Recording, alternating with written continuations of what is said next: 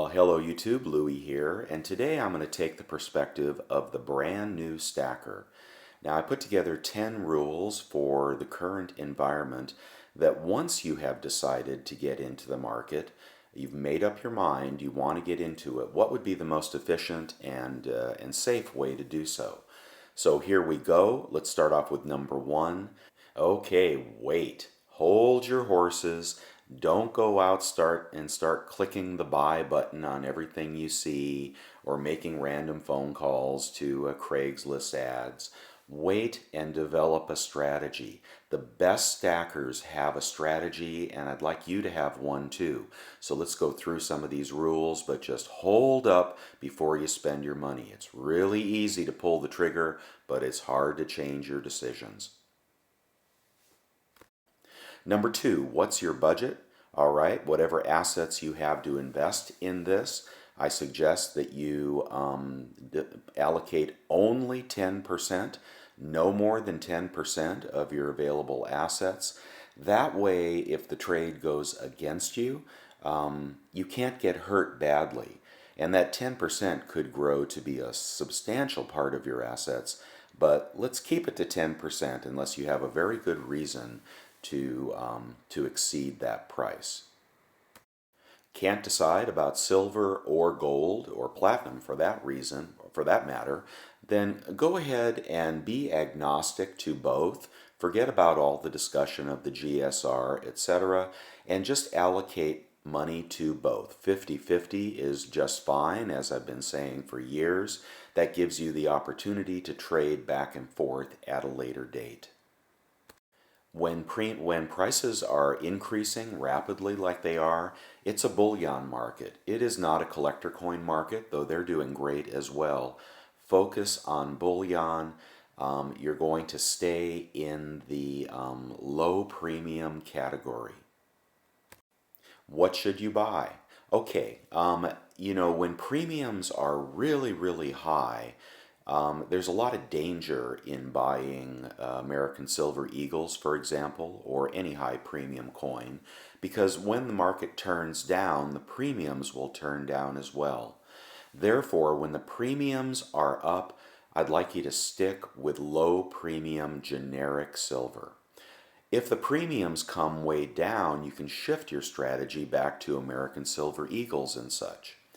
Always stay with 999 in both silver and gold.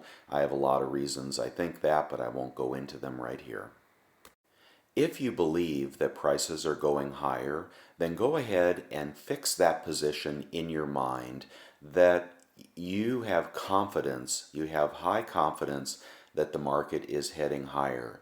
If you constantly vacillate in your mind between, is this a good idea, is this not a good idea, is the market heading lower, you'll never act, right? So, as I have done over the last 7 years, I have been a silver bull and it's paid handsome, handsome dividends. So make up in your mind, if you're here and you believe in the underlying value of this asset at this time, then commit to your purchases. If you do believe so, you'll want to buy in on the dips. Don't chase the up days, wait for the down days and buy in. And when you do buy in, realize it could keep going down, but demand very possibly will push it right back up to higher highs. You want to buy on red, and if you ever sell, you want to sell when the market is going up. So yes, I'm recommending be a dip buyer. Where do you buy? Okay, the very first place you should explore is a quality local coin store. All right, go in there, find out what they're charging for generic, find out what they're charging for Eagles. Maples are nearly as good as Eagles, and you can always turn to those. After you've explored your LCS, which you should hopefully be building a relationship with, go online to the major retailers and see what they have to offer and compare their prices to your LCS. But don't forget about sales tax. That can come back to bite you if you're in a high tax state.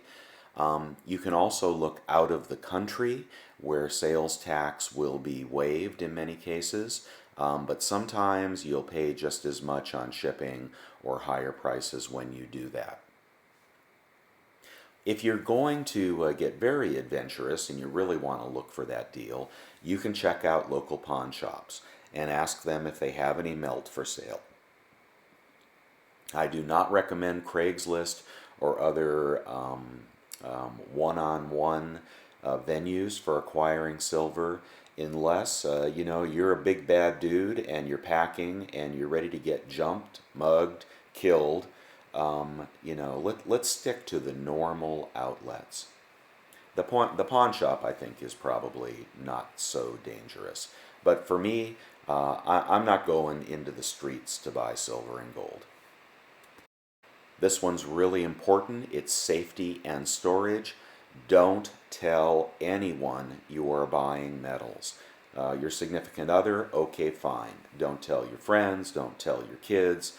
Just be mum on this. You do not want to be known as the gold or silver stacker in the neighborhood. When you get it home, if that's where you choose to store it, find a highly secure spot, not in your bedroom, somewhere where no one would ever look, and stash it away.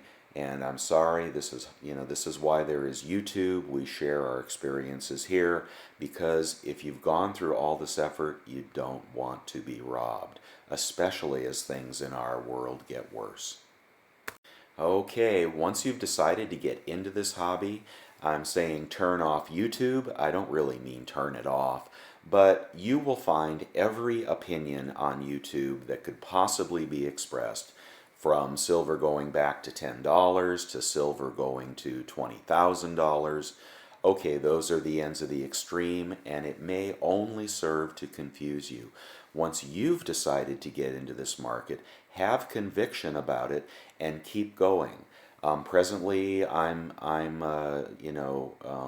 projecting that silver could hit $30 again very quickly. It could also go back to $20. We could have a very high range. It's very volatile. Gold, less so. I'd be less concerned about gold having a giant dip. But you have to have conviction if you're going to be in this hobby. And this conviction has to last you for months and possibly even years. When you get into it, it is a long-term thing. If you want to make money in the short term, get onto the stock market, get onto E-Trade, trade the SLV, do Bitcoin, the miners. Yeah, I do all those things. But for the first-time stacker, building your base and your security, your lifeboat in a world of turbulent seas, just have your conviction and don't be swayed. Make up your mind that this is what you want to do, and then turn off the noise. All right, if you're still here and you want to get deeper into this subject, the chart, the dollar, and the 10-year bond. All right, first, the silver chart can be used to predict what will happen in the future.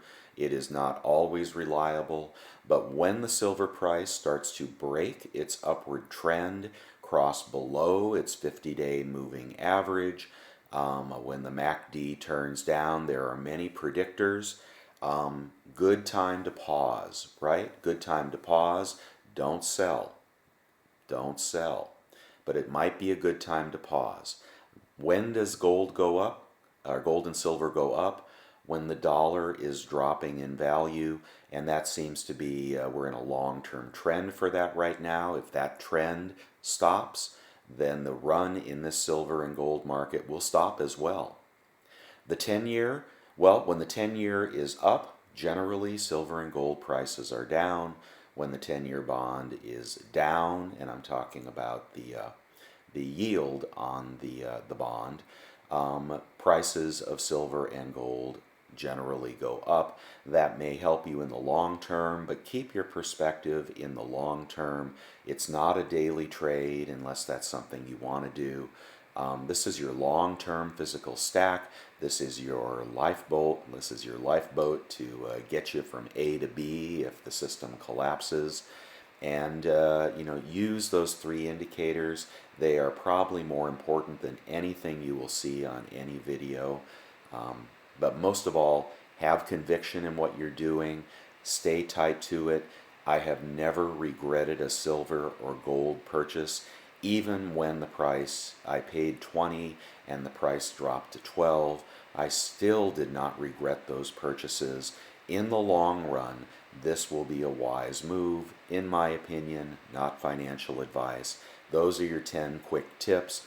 Use them and profit. Okay, guys, I hope this was helpful, and feel free to leave your comments below. Would love to hear what you're doing, especially if you're brand new.